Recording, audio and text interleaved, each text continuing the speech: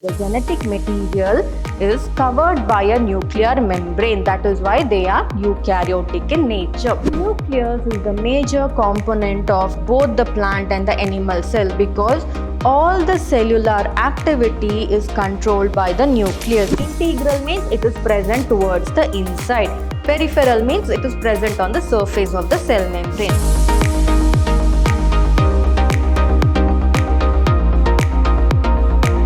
Hello everyone, a warm welcome to another session on chapter 8, that is Cell, the Unit of Life. I'm Dr. Divya, Biology Faculty, Vidyashram Pre-University College, Mysore, Temple of Excellence. So in the previous session, we had studied about the prokaryotic cell, wherein we studied the different cell envelope that covers the prokaryotic cell, that is the glycocalyx, which forms the outer membrane. Then inner to the glycocalyx is present the cell wall, and then comes the plasma membrane. And apart from that, we also studied about the internal components, that is the fluid matrix cytoplasm. And in the cytoplasm, there is presence of the nucleus, and the nucleus, it is not a true nucleus, that is the genetic material is not covered by a nuclear membrane. Therefore, such cells are called as prokaryotic cells. And also we had studied about one more nuclear material which was present outer towards the genetic material DNA, which was called as the plasmids. And we also studied the non-membrane bound organelle that is present inside the prokaryotic cell, that is the ribosome. And also we studied about special kind of inclusion bodies. In today's session, we shall study about the eukaryotic cell, and with a small introduction to eukaryotic cell, and also we shall learn about the difference between the animal cell and the plant cell, and the different organelles that are present in the animal and the plant cell. And we shall also study about the cell envelope and the function of the cell envelope in the case of the eukaryotic cell. And in the coming sessions, we shall study about different organelles as well. But today's session, we shall only concentrate on the differences between the plant and the animal cell, and the cell membranes or the cell envelopes that cover the eukaryotic cell, be it the plant or the animal cell. So eukaryotic cells. So some of the best examples for eukaryotic cells are the protists, the plants, animals, fungi. All these are eukaryotes. Why? Because they have a true nucleus. The genetic material is covered by a nuclear membrane. That is why they are eukaryotic in nature. And in eukaryotic cell, there is a network of extensive compartmentalization of cytoplasm. Why there is compartmentalization of cytoplasm in the case of eukaryotic cells is because there are a lot of cell organelles that are present in the cytoplasm. Therefore, because of the presence of a lot of membrane-bound organelles, it looks as if it is in the form of compartments. So therefore, they have a compartmentalized cytoplasm. And the eukaryotic cell, they possess a well-organized nucleus. Why it is called a well-organized nucleus? Because it has a nuclear envelope or a nuclear membrane or a nuclear covering. So that is why it is considered to have a well-organized nucleus. And apart from all these, the eukaryotic cells have a lot of locomotory and cytoskeletal structures. So locomotory structures. So what are the locomotory structures? They are the cilia and the flagella. So these structures are present in the case of the eukaryotic cells, and also not just that, they also have the cytoskeletal structure such as the microtubules and all that, which provides a definite shape and rigidity or structural support to the cell. So all these are also present in the case of the eukaryotic cells, and their genetic material is organized into chromosomes. As I told you, in a eukaryotic cell, they have a well-arranged nucleus with the nuclear membrane, and inside the nuclear membrane there is the genetic material, and the genetic material is actually arranged in the form of chromosomes, and in the chromosome is the presence of the genetic material, that is the DNA. So this is about the eukaryotic cells. So next, in eukaryotic cells, I told you the animals and the plant cells are some of the important examples for the eukaryotic cell. And when it comes to the animal and the plant cell, there is a slight difference with the animal cell and the plant cell. So we shall study what are the differences. So in the case of the plant cell and the animal cell, there are a lot of differences. So we shall see each of them. So the major difference that I can tell is that in the animal cell, there is presence of the plasma membrane. So the outermost membrane, it is the cell wall which forms the outermost layer. Then inner to the cell wall is the presence of the plasma membrane. But in the case of the animal cell, as you can see, there is only presence of the plasma membrane. There is no presence of cell wall. It is only covered by the plasma membrane. This is one of the major difference that you can find between an animal cell and a plant cell. And one more difference is there is presence of chloroplast in the case of plant cell.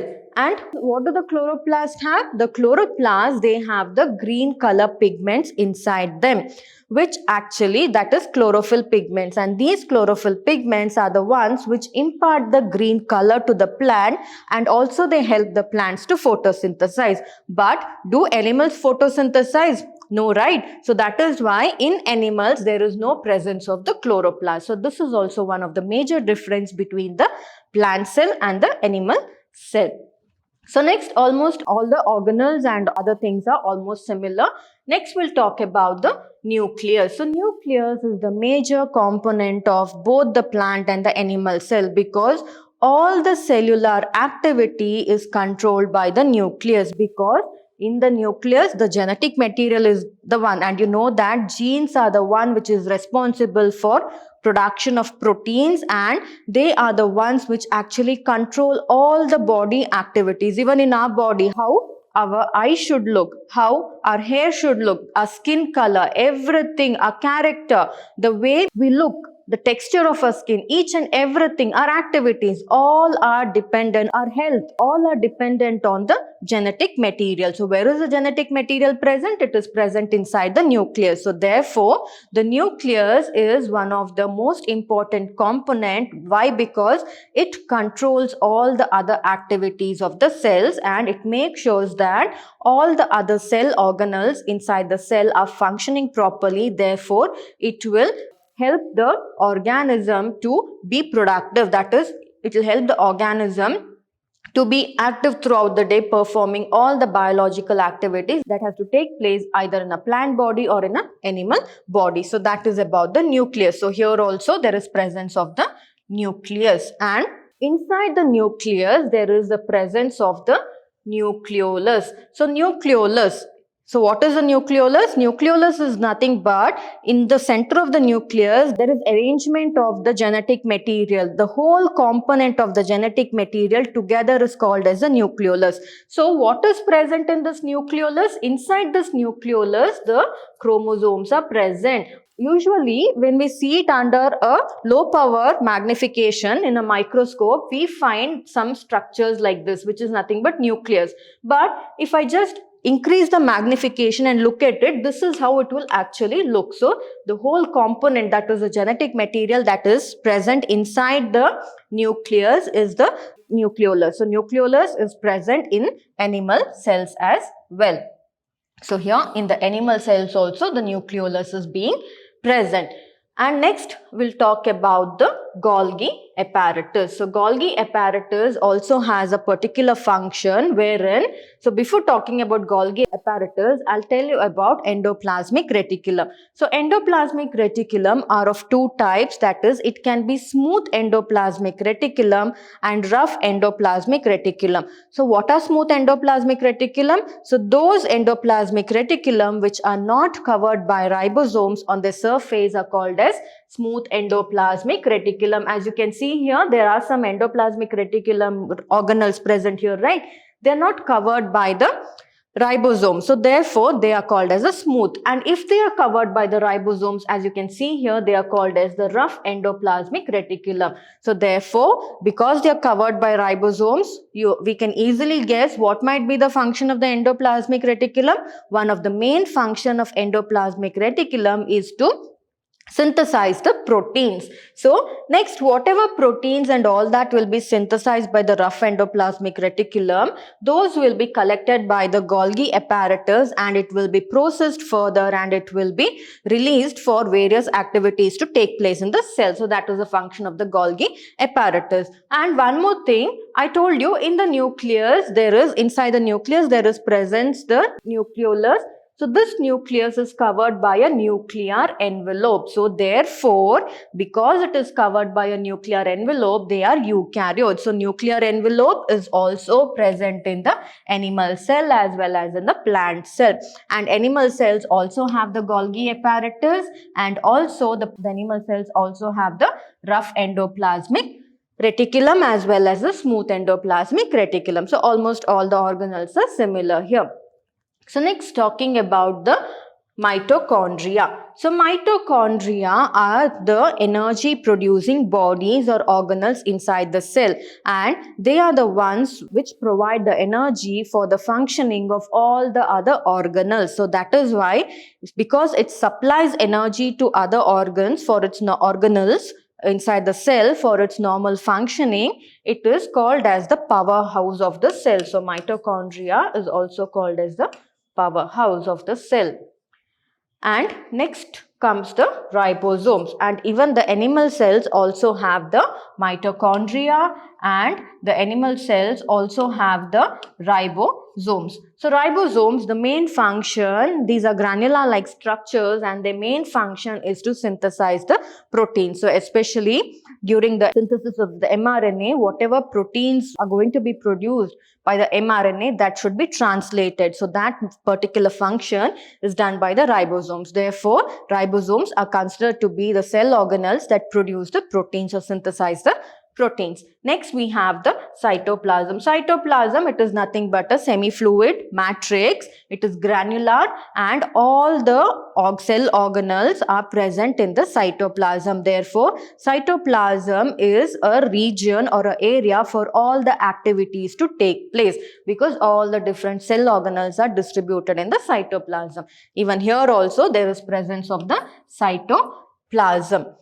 Next, there is presence of the microtubules. So microtubules are some fibrous structures which actually provide rigidity and shape to the cell, and they also act like cytoskeletal structures. Like how we have the skeleton inside a body, there the microtubules will be present. Even animal cells also have the microtubules, and also apart from that, the animal cells have microvilli. So microvilli are the finger-like projections that are present that help in not only increasing the surface area of the cell, but it also helps in absorption of food and nutrients, whatever. And then comes in the case of a plant cell, there is presence of the plasmodesmata. So plasmodesmata, so you know that the cells are connected to one another. So here in the plant cell, there are different cells that are present. So each cells together, they'll form a tissue, right? So there should be a communication between the cells.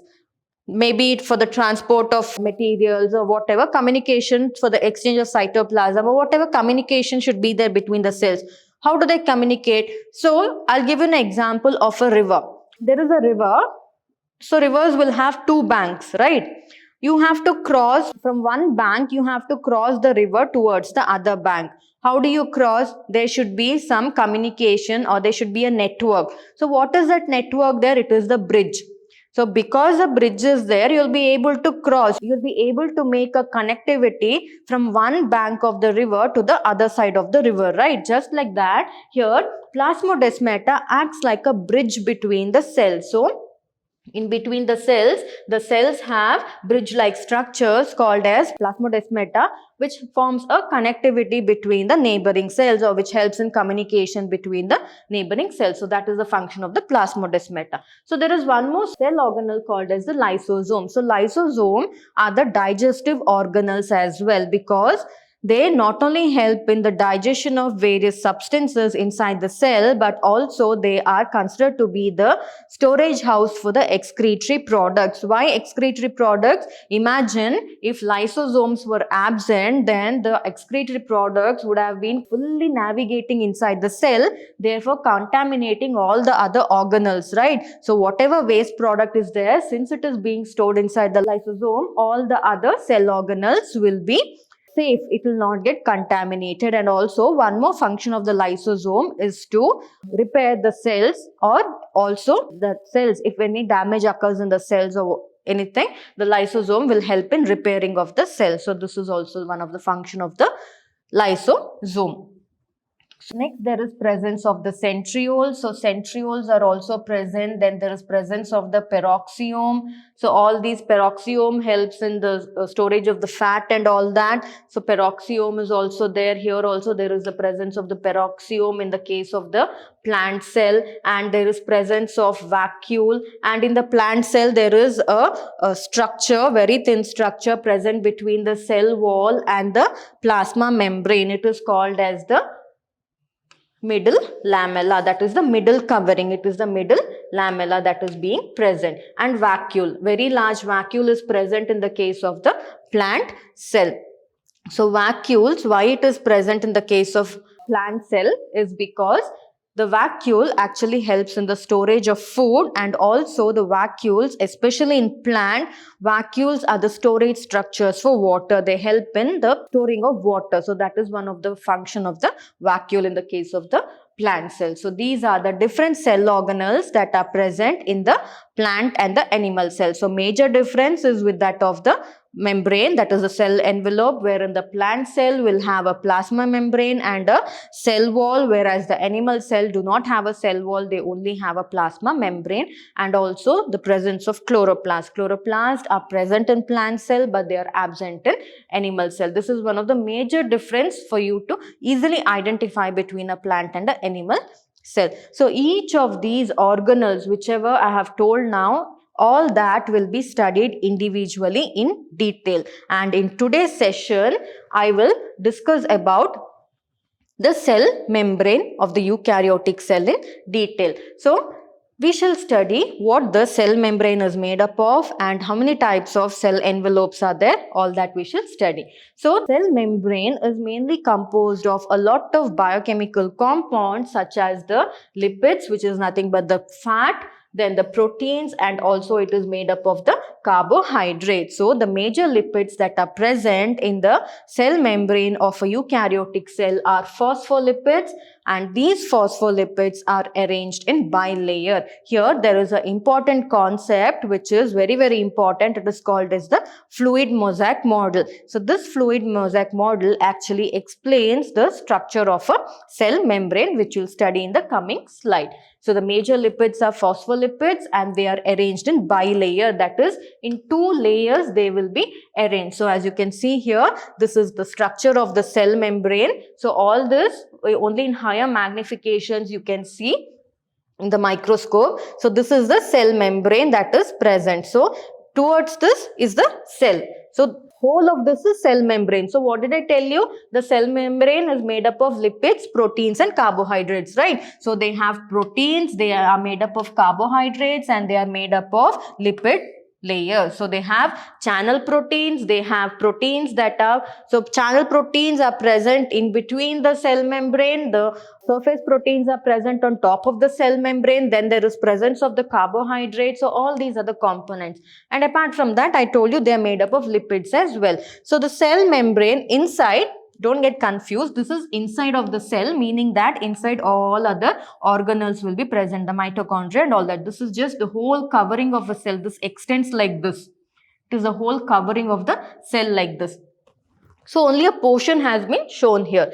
So and it is made up of lipid bilayer. Bilayer means two layers. So this is one layer, the first layer, and this is the second lipid bilayer. So it is made up of two lipid bilayers, and the lipids, they are arranged within the membrane with the polar head towards the outer side and the hydrophobic tail towards the inner part. So here, if this is a lipid, the This is the tail of the lipid and this is the head of the lipid. So the tail of the lipid is hydrophobic. Phobia means you don't like something, you're scared. You're phobic to dogs. It means you're scared of dogs, right? So just like that here, hydro means water. Phobia means they don't like water. They are scared of water. So in this case, it is convenient or it is better to use they do not like water. So therefore, because they are hydroscopic, they should be protected from water. So but what happens if the tail is towards the inside of the membrane? Inside there is a semi-fluid cytoplasm which is watery, right? Therefore the tail should not be inside towards the cell. Why? Because if it is towards the cell, then there is presence of water. It may cause a problem to the lipid bilayer because the tails are hydrophobic. So therefore, since it is hydrophobic, the tails are kept away from the inside of the cell. They are facing towards the outside and the head is facing towards the inside of the cell. So here also the water will be present in the external environment, right? So if it is present in the external environment, that is why the tail is facing towards the inner side of the membrane and the head is facing towards the outside of the membrane, that is towards the outer environment. It's just like this. I'll just show you the skin. My skin. So the skin here towards inside there is the tail and towards outside is the head. Because if outside you know that our skin also absorbs moisture and all that, right? So because it is hydrophobic, the tail is hydrophobic, that is why it is towards the inside. But inner one more layer, there is one more lipid layer. In that inner layer what happens? The head is towards inside the cell but the tail is towards the outside. So that is towards the or away from the inner cell. So that is the arrangement of the lipid bilayer, and they are called as the polar head. Polar head means they will absorb the hydrogen ions whatever. So that is why it is called as the polar head. But the tails are hydrophobic in nature because they do not like water. So this is the arrangement. They are made up of two layers, wherein both the layers, the head is called as the polar head and the tail is actually hydrophobic. So that is why the polar head is always arranged towards the outer sides and the hydrophobic tails are always towards the inner part of the membrane. Inner part means don't think it is towards the inner side of the cell, but inner part of the membrane. And this actually makes sure that the non-polar tail of the saturated hydrocarbon is protected from the aqueous environment. As I told you, they should be protected from the water environment or the aqueous environment. That is why, because they are hydrophobic, that is why the tails are present towards the inner side of the membrane. And here, in addition to phospholipid membrane, they also contain cholesterol. So cholesterol is also present in the cell membrane. So the cell membrane is therefore made up of lipid, that is the lipid is arranged in two layers, and it also consists of proteins wherein it has a channel protein and a surface protein, and also it is made up of carbohydrate, and also in addition to the presence of the phospholipids, there is also presence of the cholesterol. So both are fats, cholesterol and phospholipids. So therefore, what are the two types of lipids that are present in a cell membrane? It is the phospholipids and the cholesterol. So next, moving on to the different functions of the proteins that are present. So I told you proteins, there are channel proteins present and there are surface proteins that are present. So depending on the ease of extraction, that is how easily we can extract. So ease of extraction means during any biochemical studies and all, in order to study the structure of the cell or components of the cell wall and all that, we need to extract. Maybe we need to extract the protein, maybe we need to extract the lipid. So depending on how easy it is for a scientist or a biochemist or any researcher to extract the membrane, proteins are classified as integral proteins and peripheral proteins. So integral means it is present towards the inside. Peripheral means it is present on the surface of the cell membrane. So the proteins that are present on the surface of the cell membrane, it is easy to extract. And the proteins that are present a bit inside to the cell membrane, it is a bit difficult to extract. So therefore, depending on how easy it is to extract the proteins during any research work on the cell membranes, the proteins are classified into integral proteins and peripheral proteins. Why am I talking about proteins here? Because the cell membrane, one of the component or the cell membrane is also made up of proteins, right? So I'm talking about proteins. So here the peripheral protein actually lies on the surface of the membrane, while the integral proteins, they are partially or totally buried inside the membrane. So that is the difference. Periphery means at the side, outside. So here the proteins, so as I told you, there is peripheral membrane proteins and integral proteins. So this peripheral membrane proteins are present on two sides of the bilipids, like two layers are there, right? In the cell membrane, two layers are there, the outer membrane and the inner membrane, wherein it is the presence of, it is a lipid bilayer. So on both the side there is presence of the peripheral protein, they are present on the outside of the membrane, and the integral proteins are sometimes buried partially inside the membrane or buried completely inside the membrane. So if you see there, I told you about channel proteins. It is nothing but the integral protein. So these are the two types of proteins that are present in a cell membrane. So next, we talk about the cell membrane. One important discovery, which is called as the fluid mosaic model, is very, very important, and this one question has been asked several times in the exam as well. So fluid mosaic model was actually proposed by two scientists, Singer and Nicholson, in the year 1972 when they were studying about the cell membrane. So here they studied about the quasi-fluid nature of lipids. So what is quasi-fluid? Neither they are solid nor completely liquid. That is, they are in a semi-liquid state. So they studied about the quasi-fluid nature of lipid. Why lipid? Because we studied about the proteins. So I told you proteins, there are of two types. So protein is one of the component of the cell membrane. We finished studying about them wherein we studied that it is of two types. One is the peripheral protein, that is also the simple protein, and the other one is the integral protein that is buried inside the cell membrane, which is also the channel protein. Now the cell membrane is also made up of lipids, right? So to explain the lipids that are present in the cell membrane, this fluid mosaic model was proposed by Singer and Nicholson in the year 1972. So what did they found out? They found out that the lipids are neither solid nor they're liquid. They are some jelly-like kind of thing, right? So that is why it is called as the quasi-fluid nature. So they said the quasi-fluid nature of lipid enables the lateral movement of proteins within the overall bilayer. So here this is the layer of cell membrane that is there. It helps in the lateral movement of proteins. Why are these proteins? I'll just show you here.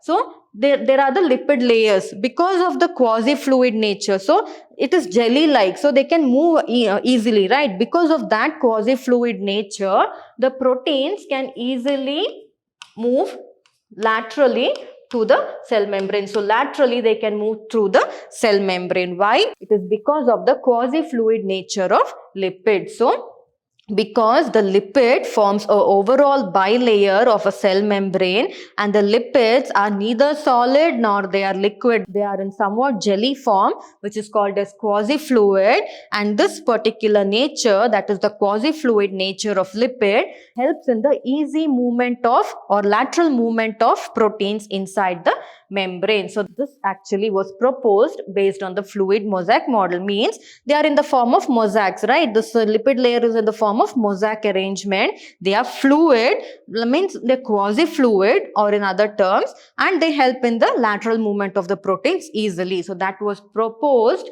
by Singer and Nicholson, and they named fluid mosaic model. And this ability of the protein to move within the membrane is measured as its fluidity. So the protein has so much fluidity, means the protein can move so and so inside the membrane. So that is the measure here. So the fluid nature of the membrane is also very, very important from for functions like cell growth, and it is also important for the formation of intercellular junctions, and it is also important for the secretion. Imagine it was not jelly-like and it was completely in a solid form, the lipids, then all these would not have been possible because there is no flexibility. And you know that jellies, they have quite a flexibility. It is easy for them, you can easily squeeze them and all that. The same thing happens in the case of the cell membrane also. The cell membrane has flexibility and it is able to mold into different forms because of the quasi fluid nature, and that is why actually also helps in the functions like cell growth, formation of intercellular junction, then helps in certain secretions, and also it helps in endocytosis, and also it helps in cell division and all that. So this is about the fluid mosaic model. So fluid mosaic model states that the lipids are arranged in bilayer and the lipids have a quasi-fluid nature wherein they are neither solids nor they are liquids. They are somewhat jelly-like, and this nature actually helps in the easy lateral movement of the proteins within the cell membrane. And apart from this, the fluid nature of lipid, that is the membrane, also helps in cell growth, the cell division, the endocytosis and secretions and all that. So next, moving on to the plasma membrane. So we finished studying about the cell membrane. So next, moving on to the plasma membrane. So the plasma membrane's main function is, so if you remember in the previous session I had told you, the plasma membrane actually are selectively permeable because they select which material has to enter into the cell and which should not. So that is decided by the plasma membrane. So plasma membrane is present both in the plant and the animal cell. So the main function of the plasma membrane is to transport the molecules across the membrane. So when I say that it helps in transport of molecules, here the molecules can be transported in two forms. One is the passive transport and the other one is the active transport. So passive transport, here the molecules, they move briefly across the membrane without any requirement of energy. Here they can easily come and go out of the membrane and there is no usage or expenditure of energy. It is easy movement of the molecules or the solutes. They can easily move. It is passive movement, that is easily without the expenditure of energy or usage of energy. The molecules or the solutes can move across the plasma membrane. And there is one more term under the passive transport which is called as the diffusion. Here in the diffusion, what happens? The neutral solutes. So neutral solutes means those materials that have a pH of 7.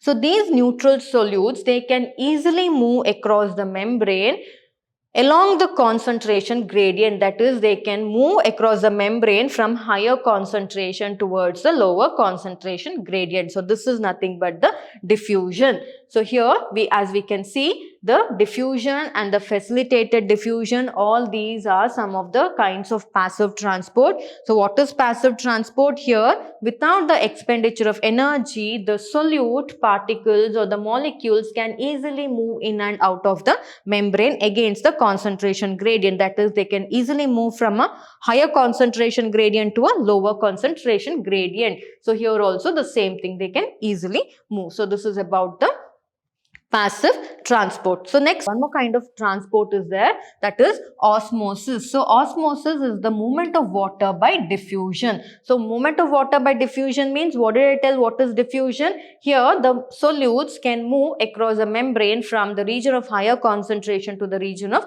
lower concentration without the expenditure of energy. So osmosis is also one place wherein there is movement of water occurring here by the process of diffusion. And next important type of transport in the case of plasma membrane is the active transport. Here the polar molecules, they actually require a carrier protein of the membrane to move across the membrane. So here they require something to move across the membrane. There, without the requirement of energy or anything in the passive transport, the solutes could move easily from higher concentration to lower concentration and so on. But in the case of active transport, the polar molecules cannot move across the membrane as such. They require a carrier protein or require a protein to carry them into the membrane. So such kind of transport is called as the active transport. So here the polar molecules, they actually require a carrier protein on the membrane in order to pass the membrane, as they cannot pass through the non-polar lipid bilayer.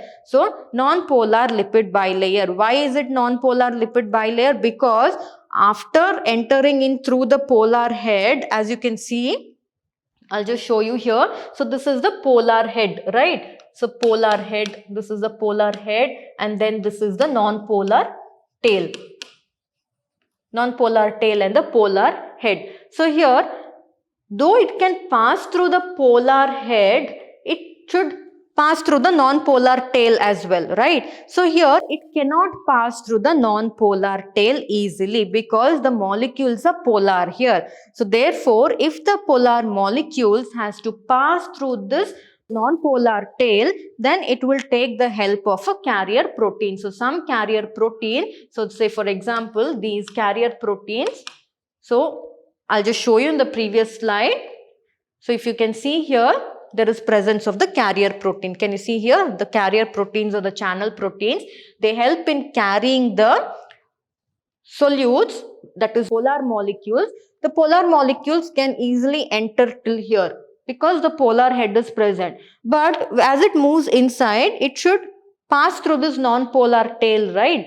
So if that has to take place, then it should take the help of a carrier protein here. So that is what happens. So it takes the help of a carrier protein and then it passes through the membrane. So it passes along the concentration gradient, that is from higher concentration to lower concentration, by taking the help of the carrier protein. So here it takes the help of a carrier protein in order to pass through a non-polar lipid bilayer, that is to pass through the non-polar tail. So a few ions or molecules are transported across the membrane against their concentration gradient, that is from lower concentration to higher concentration. In the case of passive transport, the solutes will be moving from a higher concentration towards a lower concentration. Therefore, there is no need for expenditure of any energy. But in the case of active transport, here the solutes which are polar in nature, they should, being polar, they should pass through the non-polar tail, right? So for that they require a carrier protein, and also because they have to travel from a lower concentration to higher concentration, a lot of, it's just like if you need to climb a stair, you require a lot of energy rather than getting down from a stair, right? So that is the thing happens here. Here from lower concentration, it has to move towards higher concentration. Therefore, it requires a lot of energy. So this is about the active transport. So the plasma membrane helps in selectively movement of the solutes, and based on that there are two types of transport. One is the passive transport and the other one is the active transport. So next comes the cell wall. The cell wall is an outer covering for the plasma membrane of fungi and plants. So the fungi, the plants, all are eukaryotes, but the only difference is that in animals the cell wall is absent. It is only present in the plants and in the fungi. So what is the function of the cell wall? It gives a proper shape to the cell, and also it protects the cell from mechanical damage and infection. So this is the function, and also it helps in cell to cell interaction. Why does it help in cell to cell interaction? That is because in the cell wall is present the plasmodesmatal connection. Therefore, it helps in cell to cell interaction, and also it provides barrier for undesirable macromolecules. So undesirable macromolecules, be it the pathogens and all that, it will not allow those to enter into the cell. So therefore, the main function of the cell wall is protection. So plants require a cell wall. Why? Can plants run away and hide somewhere whenever there is a danger or attack of a pathogen or something? No, it is not possible for plants.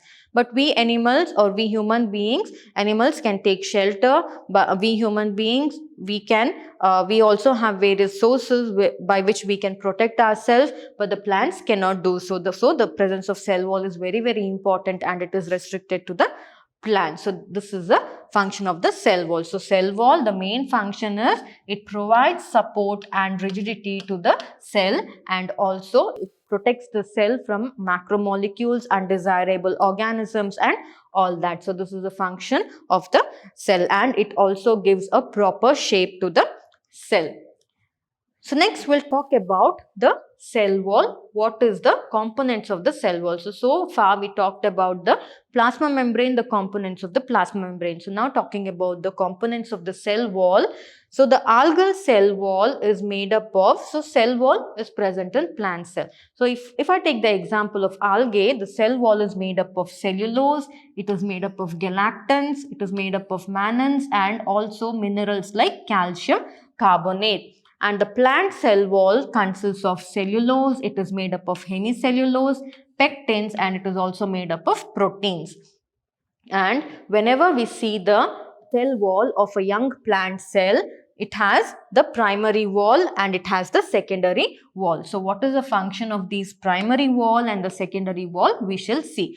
So the primary wall is capable of growth, and therefore it helps in the increase in the dimension of the cell and all that. So it helps in the growth of the cell. In other words, I can put it in such a way. So it is capable of growth, and therefore as the cell mature or as the cell completes its growth, it will stop growing. So it will stop expanding. So that is one of the major function of the primary cell wall. And the secondary cell wall is formed towards the inside of the primary cell wall, that is towards the side of the cell it will be formed. And also between the primary cell wall and the secondary cell wall, there is presence of a middle lamella. So the middle lamella, actually it is made up of calcium pectate, which holds the different neighboring cells together. So all these cells should be held together, right? So if they have to be held together, then it is the middle lamella which helps the cell to be held together. Therefore they form a group and they can form a tissue. So that is the function of the middle lamella. And the cell wall and the middle lamella, they are traversed, or they are connected with each other through bridges called as the plasmodesmata, which connects the cytoplasm of the neighboring cells. So I've explained to you about this previously. So as you can see here, there is plasmodesmata which forms a connectivity between the cytoplasm of the neighboring cells, and this is the plasmodesmata. You can see this is cell 1 and this is the cell 2 neighboring cell. Between there is plasmodesmata connection, and there is presence of the primary cell wall, the secondary cell wall. In between the primary and the secondary cell wall is present the middle lamella. So the middle lamella helps the cells to glue to each other, to the neighboring cells. So that is the function of the cell wall, that is, so which is mainly restricted to the plant and the fungal cell. So this is about the eukaryotic cell, wherein I have explained a portion of the eukaryotic cell. So wherein we discussed today about the differences between the plant cell and the animal cell, and also we discussed about the important external covering of the cell, that is the plasma membrane and the cell wall. And in the coming session we shall discuss about the different organelles that are present inside the eukaryotic cell. So I hope you understood today's session well. We shall meet in the coming session. Thank you.